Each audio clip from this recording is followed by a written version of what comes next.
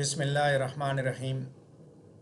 Alexander pope की किताब the rape of the lock के थीम ब्यूटी वर्सेस पोइट्री पे आज के इस लेसन में हम बात करेंगे, और ये लेसन हमारे स्टडी मटेरियल के पेज नंबर 20 पे दिया गया है, जिसके फर्स्ट पैराग्राफ से हम अपनी डिस्कशन को स्टार्ट करने लगे हैं। The rape of the lock basically 18th century की कोर्ट लाइफ के ऊपर एक सैटिरिकल डॉक्यूमेंट है, जिसके अंदर अलेक्जेंडर पोप ने सोसाइटी के एक ख़ास पहलू पे फोकस किया है, और वो पहलू है ब्यूटी एंड अपीयरेंस का, कि ब्यूटी को यानी कि ज़ाहरी जो खूबसूरती है उसको वो सोसाइटी कितना ज़्यादा वैल्यू करती थी, कितना ज़्यादा उसको अहमियत देती थी। ब्यूटीफुल यंग लेडी के एक्सपीरियंस के ऊपर ये कहानी जो वो चल रही है, जिसकी जुल्फ़ जो है वो एक इन्फेचुएटेड कैरेक्टर बैरन ने काट ली है। बेलिंडा की जुल्फ़ के कटने से लेके कटने के इवेंट के शुरू से लेके आखिर तक ब्यूटी पे अलेक्जेंडर पोप ने फोकस किया। The rape of the lock जो है वो स्टडीली सिलियर और सिलियर होती जाती है, यानी कि उसके अंदर बेवकूफ़ाना हरकतें वो दिखाता जाता है, और उसके साथ साथ वो किरदार जो है वो एक जंग के अंदर इन्वॉल्व नज़र आते हैं। उस एपिक के अंदर मौजूद जो किरदार है उनकी जंग दिखाई जाती है, और वो जंग भी एक लॉक की खातिर, एक जुल्फ़ की खातिर है।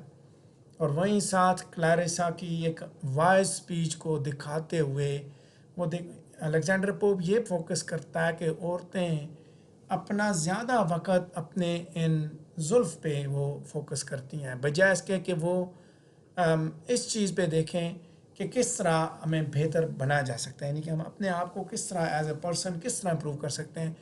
इसकी बजाय वो ज़ाहरी नमूद व नुमाइश पे ज़्यादा फोकस रखती हैं, यानी कि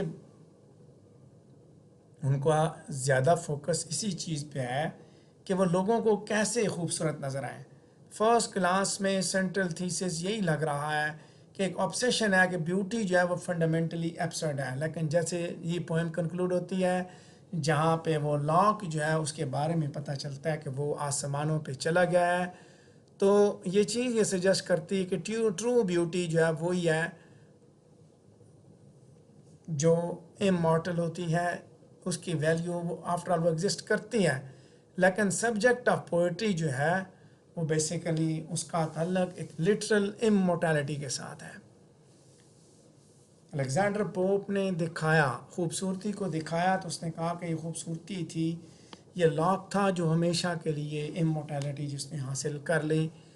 तो आगे देखते हैं पेज नंबर 20 पे सेकंड पैराग्राफ पे कि अलेक्जेंडर पोप बेलिंडा के इन फिक्सेशंस पे तंज करता है कि जब वो खूबसूरती के ऊपर वो लॉक्ड है, उसके ऊपर उसने फोकस किया हुआ है वो और उसको वो एपिक हीरो के साथ कंपेयर करता है, और ऐसा एपिक हीरो जो कि अभी जंग में जाने लगा है, और उसके हथियारों के बारे में बात करता है कि वो किस तरह के हथियार हैं उसके पास।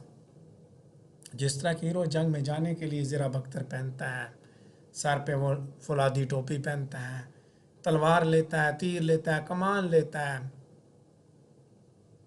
इसी तरह बेलिंडा भी जब कोर्ट की जानब जा रही है, हैम्पटन कोर्ट की जानब, तो वो किस तरह तैयारी करती है। कैंटो 1 के अंदर बेलिंडा की का जो कंप्लीट जो टॉयलेट का जो प्रोसेस है उसको उसने दिखाया कि खूबसूरती किस तरह तैयार हो रही है। Beauty having prepared it's arms, full beauty. Alexander pope उसको जो है कंपेयर करता है वॉरियर के साथ, कि जिस तरह एक जंगजू जंग के लिए तैयार होता है, अपना लिबास, अपनी सारी तैयारी करता है, इसी तरह एक हसीना जो है वो अपने हुस्न को चार चांद लगाती है और वो तैयार होके जाती है। यहाँ मोहब्बत की जंग है, जहाँ पे खूबसूरती को बचाने की जंग है, लिहाजा हीरो की ज़रूरत में उसने ड्रेस दिखाया, जिस तरह वो अपने ड्रेस पे आया एपिक बैटल में, इस तरह यहाँ पे वो मॉकिंगली बेलिंडा को कंपेयर करता है एक अट्रैक्टिव पॉसिबल वॉरियर के साथ, कि जिस तरह जंगजू तैयार होता है उस तरह ये तैयार हो रही है। تو یہ دکھایا جاتا ہے کس طرح کتنی امپورٹنٹ ہے اس کی یعنی کتنی غیر اہم ہے یہ چیز خوبصورتی زندگی کے ہے. How in important Hare interest in beauty is. So great concern epic hero کے دکھائے گئے، بلنڈا کی اپنی انٹرسٹ دکھائی گئی. الیگزینڈر پوپ کمپیرزن کے ذریعے وینٹی کو دکھاتا ہے کہ کوئی لائف کوئی ڈیتھ کانسیکوینسز نہیں ہے. خوبصورتی ہے. حسینہ جس طرح بیٹل کے لیے تیار ہوتی ہے، جس طرح ہمپٹن کوٹ جانے کے لیے تیار ہوتی ہے، وہ نظارہ ایسے دکھایا جاتا ہے جیسے کوئی جنگجو جنگ کے لیے تیار ہو رہا ہے. پہلے 2 پیراگراف پیج نمبر 20 پہ میں نے ڈسکس کیے. تیسرے پیراگراف کی جانب پڑھیں گے کہ فردر مور اس پوئم کے اختتام پر پوئٹ جو ہے وہ کلیریسا کی اسپیچ کو جب وہ استعمال کرتا ہے on the value of beauty to emphasize the ultimate futility in placing value in such a transient thing as beauty. اس کی اسپیچ کے ذریعے دکھاتا ہے کہ یہ ٹرانزینٹ تھنگ ہے، اس کی وقتی کوئی پوزیشن ہے، یعنی کہ اس کے اندر پرماننس نہیں ہے. مثال کے طور پہ کینٹو 5 کے اندر کلیرسا جو ہے وہ اس لڑائی کو ڈی ایسکلیٹ کرنا چاہتی ہے. لا کے اوپر جو چل رہی ہے کہ دیر از نو point obsessing over the bodily perfection the law represents. کوئی اس میں بات ہی نہیں ہے کہ آپ اس کو دیکھ رہے ہیں، لا کے اوپر جو جھگڑا ہو رہا ہے. کلیرسا کی اسپیچ بھی اسی چیز پہ فوکس کرتی ہے. سو اس کی وجہ یہ ہے کہ beauty must decay curled or uncurled since locks will turn to gray. جیسے بھی ہوں گے ایک دن انہوں نے گرے ہونا ہے.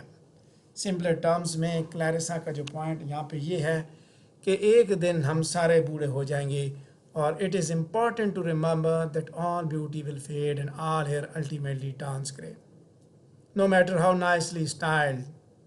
جیسے بھی ہیں ایک دن سب نے زوال کو دیکھنا ہے. لہٰذا اس چیز پہ فوکس کرنا، اس لا کے اوپر فوکس کرنا، یہ ایک مس پلیس ایفرٹ ہے. ساری کی ساری خوبصورتی ٹیمپریری ہے.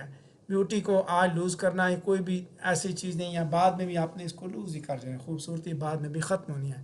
بجائے اس کے کہ کلیرسا یہ سجیسٹ کرتی ہے کہ ویمن جو ہے وہ اپنی انرجی اس چیز پہ لگائیں کہ اخلاقی طور پہ وہ کس طرح ٹھیک ہو سکتے ہیں.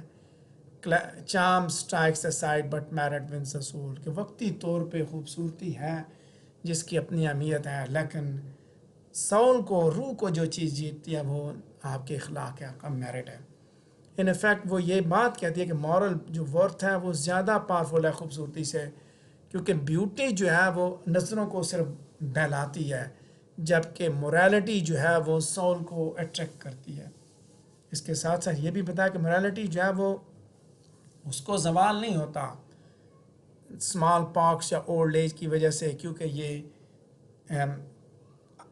یہ زیادہ عرصہ قائم رہتی ہے. It last for longer. جبکہ یہ اس کے بارے میں بتایا کہ اس کی ایسی کوئی سچویشن نہیں ہے. لا کی سچویشن ایسی نہیں ہے. لہذا ورتھ پرسوئنگ کیا ہے؟ میرٹ ہے. کہ charm strikes the side but merit wins the soul. Merit is important.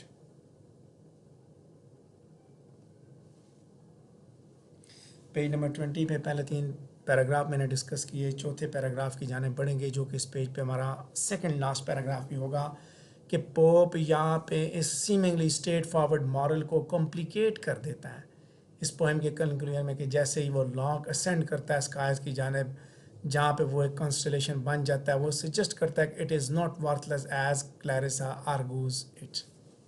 اب یہ ورتھ لیس نہیں رہا، یہ وہی زلف ہے، وہی لاک ہے جو کہ وہاں پہنچ چکا ہے، آسمانوں پہ پہنچ چکا ہے.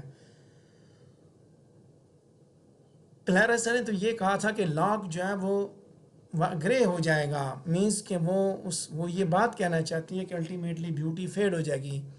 لیکن جب لاک جو ہے وہ اسکائز میں سینڈ کرتا ہے تو ریڈر کو یہ پتہ چلتا ہے کہ جیسے while all other tresses shall be laid in dust, this log the muse shall consecrate to fame, and midst the stars inscribe Belinda's name. It can be difficult to understand what the reader is expected to gain from this. کیا سمجھتا ہے؟ اس نے تو بات کی اخلاقیات کی، اس نے الیگزینڈر پوپ نے کہا کہ یہ اگر ایسا ہے تو یہ تو وہاں تک پہنچ چکا ہے، وہاں تک کا مقام حاصل کر چکا ہے۔ پوپ جو ہے وہ یہاں پہ جب وہ دکھاتا ہے کہ کلیرسا کا اوپینین اپنی جگہ ہوگا، میٹافوریکلی وہ ان پوئٹری کی پاورز کے ذریعے وہ کچھ اور دکھا رہا ہے۔ وہ برینس کے لاک کو مینشن کرتے ہوئے جو رومن پوئٹ تھا، رومن پوئٹ نے جو مینشن کی تھی، وہاں سے وہ دکھاتا ہے کہ لا کا فیئر جو ہے وہ کانسٹلیشن میں ٹرانسفارم ہوا۔ جو پوائنٹ وہ دکھانا چاہتا ہے کہ سارے کے سارے ہیئر جو وہ گرے نہیں ہوتے، ٹھیک ہے۔ As the enduring fame of the literary description of Prince Locke has given her beauty a kind of immortality۔ کچھ ایسے بھی ہیں ہیئرز وہ، جیسے یہ آسمان پہ چلا گیا بیلنڈا کا لاک تو یہ اب گرے نہیں ہوگا۔ اور وہ یہ بھی مینشن کرتا ہے کہ میوز کی پاور کے ذریعے بیلنڈا جو ہے اس کا نام میٹافوریکلی سٹارز میں لکھا جائے گا۔ He is in fact suggesting that literary fame rather than moral worth is the true means to escape the effects of aging and fading of youth۔ کہتے ہیں کہ سب سے بڑی چیز ہے لٹریری فیم کی وجہ سے آپ مورل ورتھ جو ہے، مورل ورتھ کی بجائے لٹریری فیم اگر آپ حاصل کرتے ہیں تو وہ امورٹل ہے، یعنی کہ آپ ایجنگ سے بھی جان چھڑا سکتے ہیں، اب یوتھ سے بھی، کہ بیلنڈا مر بھی جائے گی تو اس کے لاک کا ذکر ہمیشہ کے لیے رہے گا، وہ ختم نہیں ہوگا۔ پیج نمبر 20 پہ آخری پیراگراف دیکھیں گے کہ اوورآل پوپ جو ہے وہ یہ سجیسٹ کرتا ہے کہ day to day obsession with beauty is fundamentally an absurd and hopeless pursuit، کہ یہ ایک بے مقصد ایکٹیویٹی ہے، ایبسرڈ ہے، ہوپ لیس ہے، تاہم وہ اس کلیئر کٹ مورل کو مزید کمپلیکیٹ کرتا ہے جب وہ یہ سجیسٹ کرتا ہے کہ الٹیمیٹلی بیوٹی کے اندر بھی ایک پاور ہے کہ یہ آرٹ کو انسپائر کر سکتی ہے، جس طرح پوئٹری، اسی طرح art of something which truly is able to transcend time. لہٰذا پوپ یہ کہتا ہے کہ vanity itself is folly, but to appreciate great art one should be careful not to underestimate the role of beauty in inspiring great works، کہ beauty کا role آپ نہیں بھول سکتے گریٹ ورکس کو انسپائر کرتے ہوئے۔ پوئٹری کی صورت میں اس نے ایک طرف دکھایا کہ خوبصورتی ہے تو اس کو مورٹیلٹی ہے، اس کو فنا ہے، اس نے کلیرسا کی اسپیچ کے ذریعے دکھایا، پھر ساتھ اس نے دکھایا لیکن یہ جو خوبصورتی ہے جو اس کی نظم میں موجود ہے، اور نظم میں جو اس نے بیان کیا لاک کا، اب یہ لاک کبھی بھی گرے نہیں ہوگا۔ سو آرٹسٹک بیوٹی الیگزینڈر پوپ نے پیش کر دی، آرٹ کا جو کانسیپٹ ہے وہ اس نے دے دیا، اور ایک رسہ آگے ہموار ہو رہا ہے اس کے لیے، جس کو ہم کہتے ہیں اس کے لیے رومانٹسزم کے لیے۔ تو اسی کے ساتھ یہ ٹاپک بھی کمپلیٹ ہوتا ہے۔ پیج نمبر 20 پہ موجود theme of beauty versus poetry. اگر آپ کے ذہن میں کوئی سوال آتا ہے تو آپ پوچھ سکتے ہیں۔